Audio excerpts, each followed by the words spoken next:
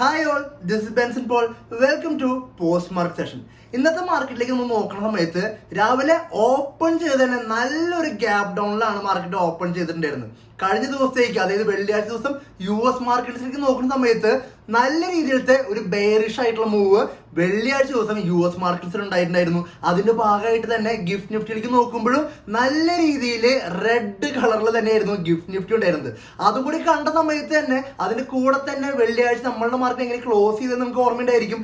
22,800 എന്ന് പറഞ്ഞിട്ടുള്ള മേജർ ആയിട്ടുള്ള സപ്പോർട്ട് ബ്രേക്ക് ചെയ്ത് താഴെയാണ് ക്ലോസ് ചെയ്തിട്ടുണ്ടായിരുന്നത്. നമുക്കറിയായിരുന്നു കഴിഞ്ഞ കുറച്ച് ദിവസങ്ങളായിട്ട് 22,800 കണ്ടിന്യൂസ് സപ്പോർട്ട് എടുത്തുകൊണ്ട് മേലേക്ക് പോയിക്കൊണ്ടിരിക്കുന്നു.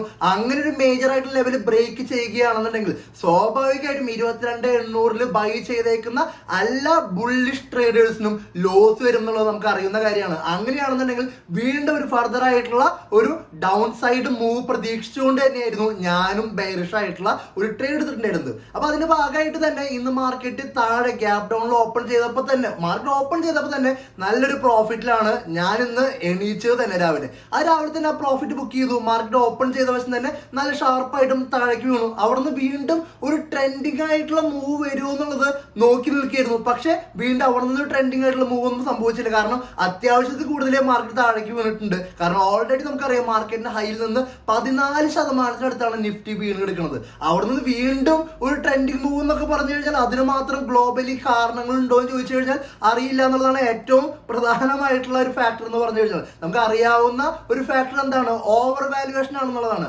അതിന്റെ പേരിൽ ഇത്ര ശക്തമായിട്ടൊരു ട്രെൻഡിങ് മൂവ് കണ്ടിന്യൂസ് വരുമോ എന്നുള്ളത് വളരെ ഡൗട്ടുള്ള കാര്യമായിരുന്നു. അപ്പൊ അത് കാരണം കൊണ്ട് തന്നെ ആ പൊസിഷൻ ഞാൻ എക്സിറ്റ് ചെയ്തു എന്നുള്ളതാണ്. പിന്നെ ട്രെൻഡിങ് മൂവ് അല്ല, അപ്പൊ അത് കാരണം കൊണ്ട് തന്നെ ഒരു സ്കാൽപ്പ് ചെയ്യാൻ പറ്റുന്ന ഒരു മാർക്കറ്റായിരുന്നു ഇന്നത്തെ മാർക്കറ്റിലുണ്ടായിരുന്നത്. ഇതിൽ ഏറ്റവും എന്നെ അതിശയിപ്പിച്ച കാര്യം എന്ന് പറഞ്ഞു കഴിഞ്ഞാൽ ഇന്ത്യ വിക്സിലേക്ക് നോക്കുന്ന സമയത്ത് സാധാരണ ഇതുപോലത്തെ ഒരു ഗ്യാപ് ഡൗൺ ഓപ്പണും അതേപോലെ താഴേക്കുള്ള ബെയറിഷ് മൂവ് ഒക്കെ വരുന്ന സമയത്ത് ഇന്ത്യ വിക്സ് ഷൂട്ട് ചെയ്യാറുണ്ട്. ഇന്നിവിടെ ഇന്ത്യ വിക്സിലേക്ക് നോക്കുമ്പോൾ ഷൂട്ട് ചെയ്തിട്ടില്ല.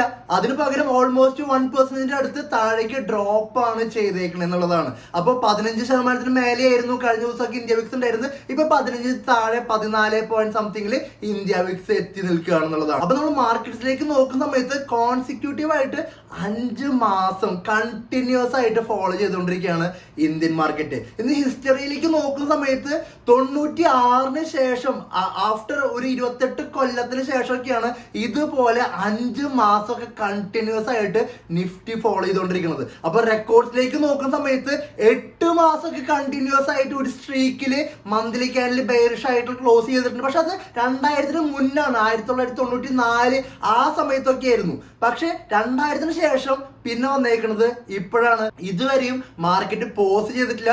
വീണ്ടും വീണ്ടും വീണ്ടും മാർക്കറ്റ് വീണുകൊണ്ടിരിക്കുകയാണ്. നമ്മൾ സ്മോൾ ക്യാപ്പിലേക്കും മിഡ് ക്യാപ്പിലേക്കും നോക്കുകയാണെങ്കിൽ നിഫ്റ്റിയേക്കാളും ഭയാനകമായ രീതിയിലാണ് സ്മോൾ ക്യാപ്പും മിഡ് ക്യാപ്പും ഒക്കെ വീഴുന്നത്. സ്മോൾ ക്യാപ്പ് നോക്കുമ്പോൾ ഓൾ ടൈം ഹൈയിൽ നിന്ന് ഓൾമോസ്റ്റ് 24% മിഡ് ക്യാപ്പ് നോക്കുകയാണെങ്കിൽ 20% ഫോൾ സംഭവിച്ചേക്കുന്നത്. SIP ഒക്കെ ചെയ്യുന്ന ആൾക്കാർ ഏറ്റവും കൂടുതൽ ഫോക്കസ് ചെയ്തുകൊണ്ടായിരിക്കുക ഇതേപോലെ കഴിഞ്ഞ കൊല്ലൊക്കെ 100% ഒക്കെ റിട്ടേൺ തന്നേക്കുന്ന മിഡ് ക്യാപ്പും സ്മോൾ ക്യാപ്പിലൊക്കെ നല്ല രീതിയിൽ നഷ്ടം കണ്ടുകൊള്ളാൻ തുടങ്ങിയിട്ടുണ്ടെന്നുള്ളത് വാസ്തവമുള്ള കാര്യം തന്നെയാണ്. ഇന്ന് നിഫ്റ്റി അപേക്ഷിച്ച് നോക്കുമ്പോൾ കമ്പാരിറ്റീവ്ലി കുറച്ചും കൂടി സ്ട്രോങ്ങർ ആയിട്ട് പെർഫോം ചെയ്തേക്കുന്നത് ബാങ്ക് നിഫ്റ്റി ആയിട്ട് വേണം കൺസിഡർ ചെയ്യാനായിട്ട്.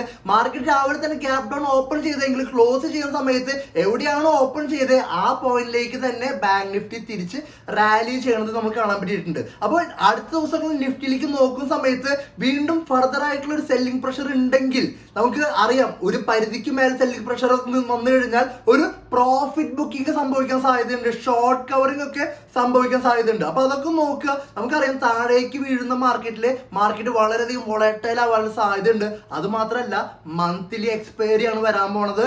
ബുധനാഴ്ച മാർക്കറ്റ് ഹോളിഡേ ആണ്. ഈ കാര്യങ്ങളൊക്കെ ഓർത്ത് വെക്കുക. നിങ്ങൾ പോസിറ്റീവ് സൈസ് ഒക്കെ നിങ്ങളെ കൊക്കിലൊതുക്കുന്ന രീതിയിൽ കൊണ്ടുപോവുക. ഈ മാസം അവസാനിക്കാൻ പോവാണ്. മോശമില്ലാത്ത ഒരു ബ്രേക്ക് ഈവൻ അല്ലെങ്കിൽ ഒരു സ്ലൈറ്റർ പ്രോഫിറ്റ് എങ്കിലും നമുക്ക് ബുക്ക് ചെയ്യാൻ പറ്റണം. ആ രീതിയിലാണ് നമ്മൾ ട്രേഡ് ചെയ്യാനായിട്ട് ഡിസിപ്ലിനോട് കൂടി തന്നെ ട്രേഡ് ചെയ്യുക. നിങ്ങളുടെ അഭിപ്രായങ്ങൾ എന്ത് തന്നെയാണെങ്കിലും താഴെ കമന്റ് ബോക്സിൽ നോട്ട് ചെയ്യുക. നമുക്ക് അടുത്ത ദിവസം വീണ്ടും മറ്റൊരു എപ്പിസോഡിൽ നമുക്ക് കാണാം.